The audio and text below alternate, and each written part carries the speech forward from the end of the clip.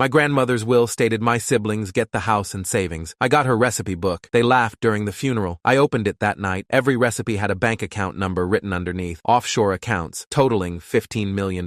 Grandma trusted only me. Siblings lost it. My brother Kevin laughed so hard, he knocked over his water glass. A recipe book? That's it? He wiped his eyes, still wheezing. Guess we know who the favorite wasn't. 23 people in that lawyer's office. 23 members of my family watching me get publicly humiliated at my grandmother's will reading. And Kevin, 34 years old, finance bro, hadn't visited Grandma Rose once in the last decade, was treating it like a comedy show. Sarah, my sister, didn't even try to hide her smirk. Maybe you can bake your way out of that studio apartment, Marcus. Open a little pierogi stand on the corner. More laughter. From cousins, from aunts, from people who'd spent Grandma's funeral talking about what they'd inherit instead of what they'd lost. The lawyer, Patricia Okonkwo, estate specialist, 26 years of practice, cleared her throat, tried to restore some dignity to the proceedings, but the damage was done. Kevin got the house, 3-bedroom Victorian in Oak Park, worth $890,000 in the current market. Sarah got the savings, $47,000 in accounts, plus the car, plus the jewelry. I got a recipe book, a falling apart, rubber band held together, stained cover recipe book that smelled like paprika and memories. Kevin patted my shoulder on the way out, squeezed a little too hard. Don't worry, little brother. I'll let you visit Grandma's house sometimes, if you ask nicely. I didn't respond, couldn't. Just stood there holding that book while my family filed out, still chuckling about poor Marcus and his cookbook inheritance. That night, alone in my apartment, I finally opened it, and my entire life changed. My name is Marcus Nowak, 29 years old, high school history teacher on the south side of Chicago, $52,000 a year, $47,000 in student loans, studio apartment in Pilsen that costs more than it should. I'm the youngest of 3. Kevin's the oldest, 5 years ahead of me. Sarah's in the middle. Growing up, they were the stars. Kevin was the athlete, the class president, the one who went to Northwestern on a partial scholarship and turned it into a career in private equity. Sarah was the beauty queen, the social butterfly, the one who married well and divorced better. I was the quiet one, the one who read books instead of playing sports, the one who'd rather spend Saturday afternoons with Grandma Rose than at Kevin's football games. That's how it started. When I was 8 years old, my parents dropped me off at Grandma's apartment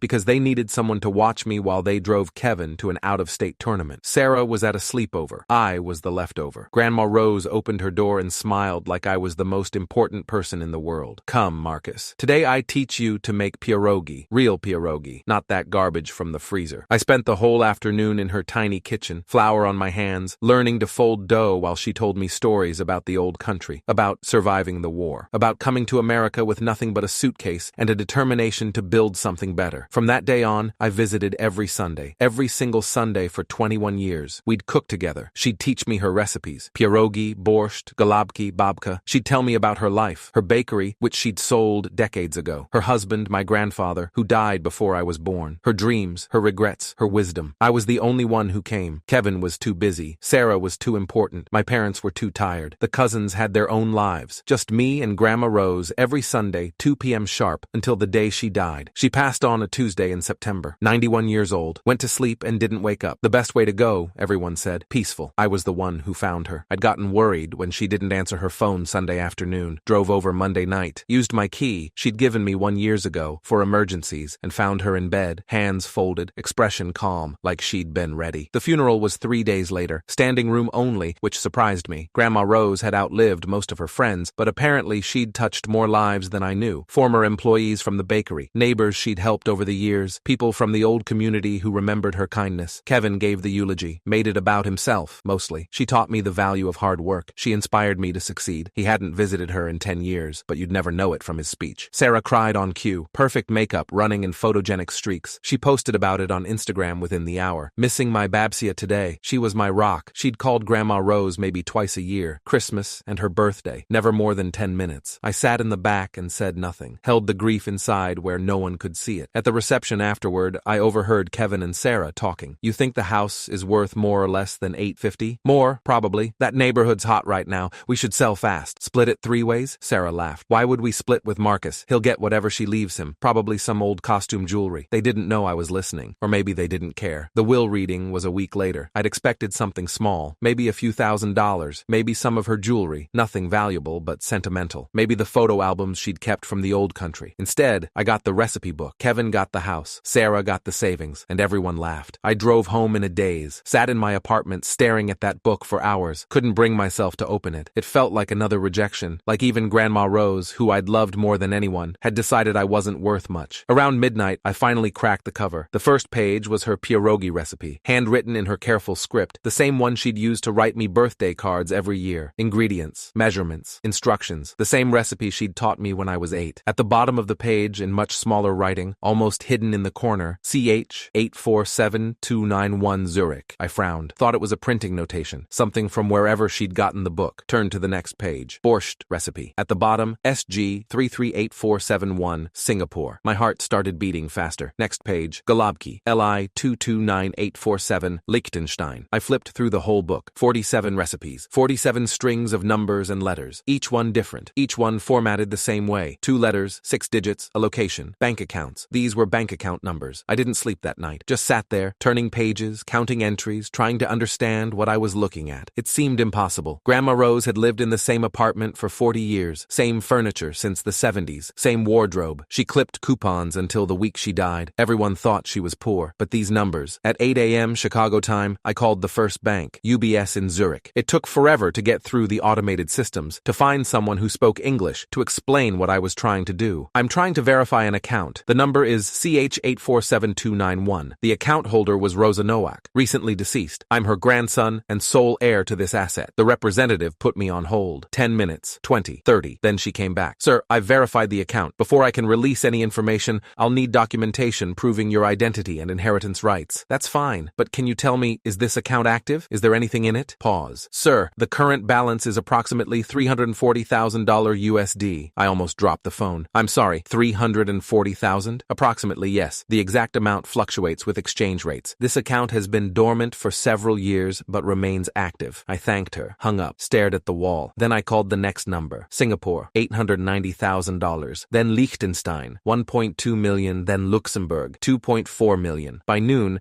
I'd made it through a quarter of the book. By evening, I'd verified every single account. 47 accounts, 47 recipes, 15.2 million total, hidden for 60 years, and left entirely to me. I found the note tucked into the back cover, folded so small it was almost invisible. The paper was old, yellowed, but the ink was clear. Grandma's handwriting, shakier than in the recipes. Written recently, I realized, within the last few years. My dearest Marcus, if you're reading this, I am gone, and you have found my secret. Good. I always knew you were the clever one. The money came from the bakery. I sold it in 1962 for what seemed like nothing at the time, $80,000, but I invested it, carefully, secretly. For 60 years, I watched it grow while I lived simply. No one knew. Not your grandfather. Not your parents. Not anyone. I could have spent it. Could have bought a big house, nice things, all the luxuries. But I learned during the war that possessions mean nothing. People take them. Governments take them. Only what is hidden stays safe, so I hid it. In places no one would think to look. In recipes, because recipes are forever. Your brother and sister will get the house and the savings. Let them have it. Let them think they won. They never visited. Not once in 10 years. They saw me as an obligation, not a grandmother. But you came. Every Sunday. For 21 years. You learned my recipes. You listened to my stories. You loved me for who I was, not for what I could give you. This is your reward, Marcus. Not because I want to punish your siblings,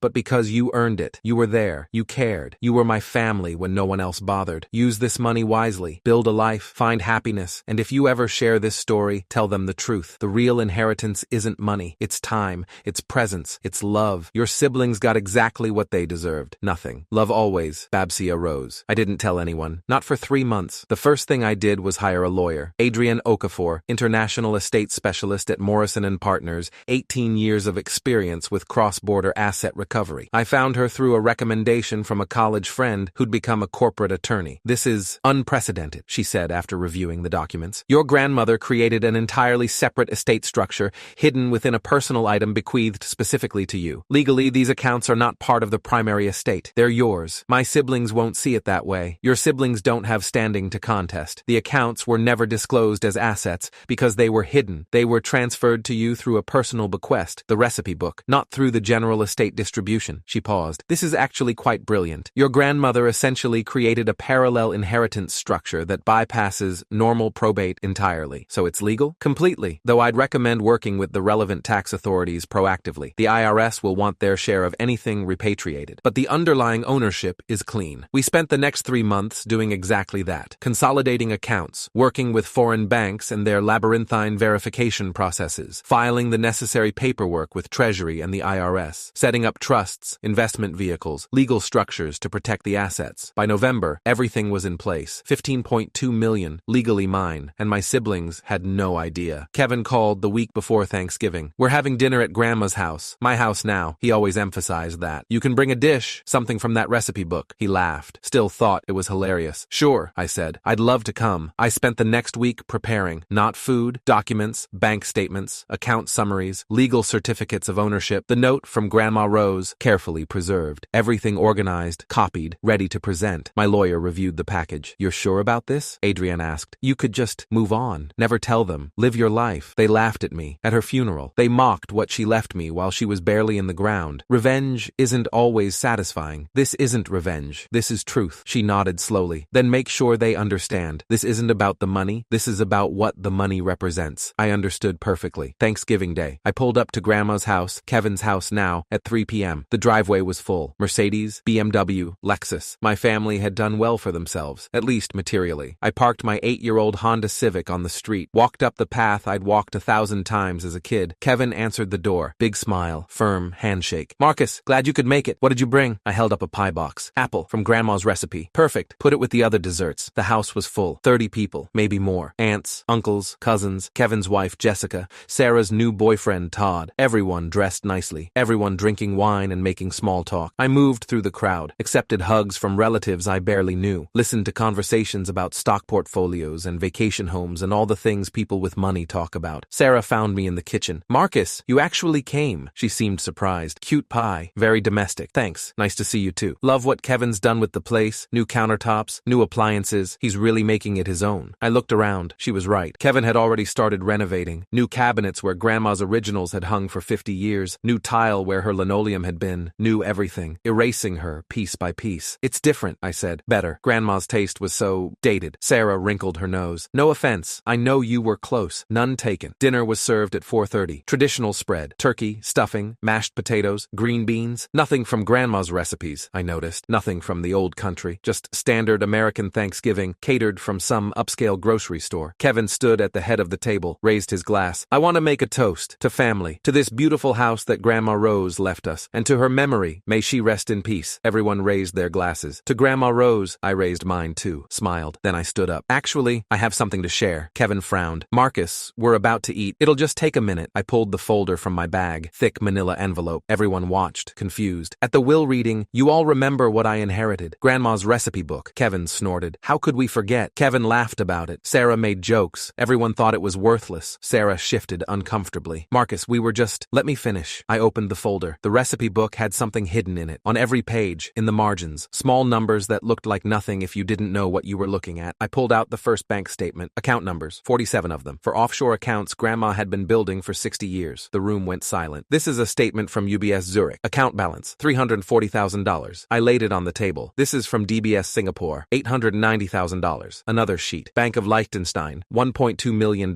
And another. In total, across 47 accounts, hidden in 47 recipes, $15.2 million.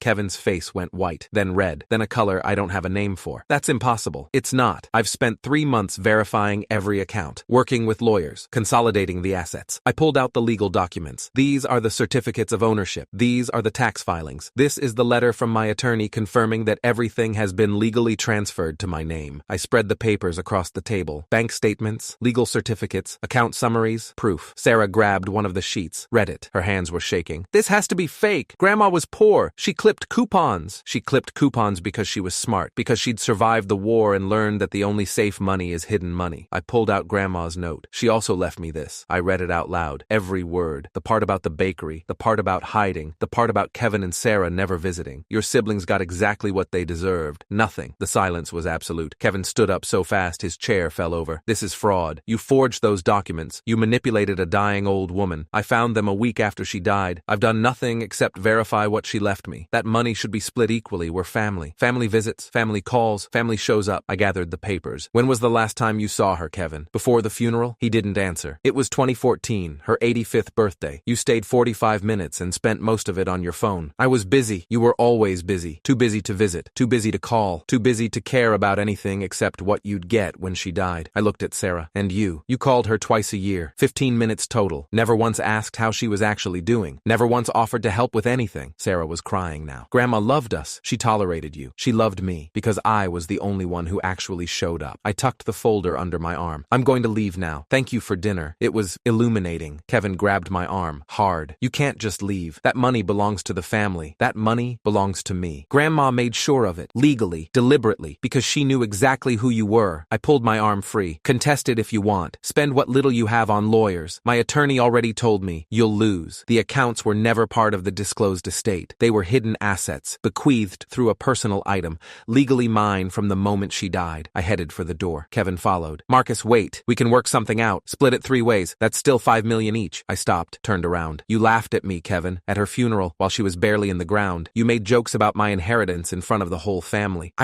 You were just showing everyone exactly who you are. Greedy, entitled, cruel. I looked past him, at the room full of relatives watching this unfold. All of you were. I opened the door. Grandma Rose survived the Holocaust, built a life from nothing, created a secret fortune through decades of patience and discipline, and she chose to leave it to the one person who actually loved her. I stepped outside, felt the cold November air on my face. You got exactly what you earned. A house you'll have to pay taxes on, savings you've probably already spent, and the knowledge that Grandma knew. She always knew. I walked to my car. Behind me, I heard Kevin screaming. Something about lawyers, something about family, something about fairness. I didn't look back. Kevin did contest the will, hired an attorney, Richard Castellano, estate litigation specialist, and filed a challenge in probate court within 2 weeks. Claimed undue influence, claimed diminished capacity, claimed anything he could think of to invalidate Grandma's hidden gift. His attorney requested all documentation related to the offshore accounts. My attorney provided it. Every bank record, every transaction history, every piece of evidence showing that Grandma had been building these accounts since 1962, decades before any alleged influence I could have had. The judge, Honorable Margaret Oyalaran, 28 years on the bench, reviewed everything. Mr. Nowak, she said to Kevin during the hearing, your grandmother maintained these accounts for 60 years. Your brother was 8 years old when she began this process. The suggestion that he somehow influenced her is not supported by the evidence, but the money should be part of the estate. The money was never disclosed as part of the estate because it was hidden. Hidden assets bequeathed through personal property, in this case a recipe book, are not subject to the same probate requirements as disclosed assets. She paused. Your grandmother was a very clever woman, Mr. Nowak, and she clearly wanted your brother to have this inheritance. I see no grounds to overturn her wishes. Case dismissed. Kevin spent $47,000 on legal fees, the exact amount Sarah had inherited in savings. Poetic justice, I thought. Sarah tried a different approach. She showed up at my apartment 3 months after Thanksgiving. Eyes red, makeup smeared, the whole performance. Marcus, please, I'm drowning. Todd left me. I can't afford my apartment. I don't know what to do. I'm sorry to hear that. Just a loan. $100,000. I'll pay it back. No, Marcus. Sarah, when was the last time you helped me? With anything? She didn't have an answer. When I was struggling to pay rent after college, did you offer me a loan? When I was eating ramen for 6 months because I couldn't afford groceries, did you help? I didn't know. You didn't ask. You didn't care. You were too busy with your life to notice mine. I walked to the door, opened it. I'm not giving you money. Not because I'm cruel, but because Grandma was right. You got what you earned, and you need to learn to live with that. Sarah left. We haven't spoken since. Kevin sold the house 6 months later. Couldn't afford the property taxes, the maintenance, the renovations he'd already started. Ended up selling at a loss because the market shifted. Walked away with less than $700,000 after fees and debts. Last I heard, he's still in finance, still making good money. But that house, Grandma's house, haunts him. I know because relatives tell me he brings it up constantly. How unfair it was. How I cheated him. How the system failed. He never admits the truth. He cheated himself. For 10 years, the invitation was open. Visit Grandma. Call Grandma. Be present in her life. He chose not to. The inheritance was determined long before she died. He just didn't know it. I kept the recipe book. It sits on a shelf in my new apartment. A real apartment now. 2 bedrooms in a neighborhood I actually like. I could afford a house. Could afford almost anything. But I like living simply. Grandma would appreciate that. Every Sunday, I cook one of her recipes. Pierogi, borscht, golubki. The same dishes she taught me when I was 8 years old. Flour on my hands, listening to stories about the old country. Sometimes I trace my finger over those account numbers. The secret she kept for 60 years. The trust she placed in me. $15.2 million. But that's not the real inheritance. The real inheritance was time. 21 years of Sundays. 21 years of recipes and stories and love. My siblings will never understand that. They're too busy counting what they lost to realize they never had it in the first place. I donated $5 million to Holocaust education programs last year in Grandma Rose's name. The Rosa Nowak Memorial Fund provides resources to schools and museums, helps preserve the stories of survivors, ensures that what she lived through is never forgotten. Another $2 million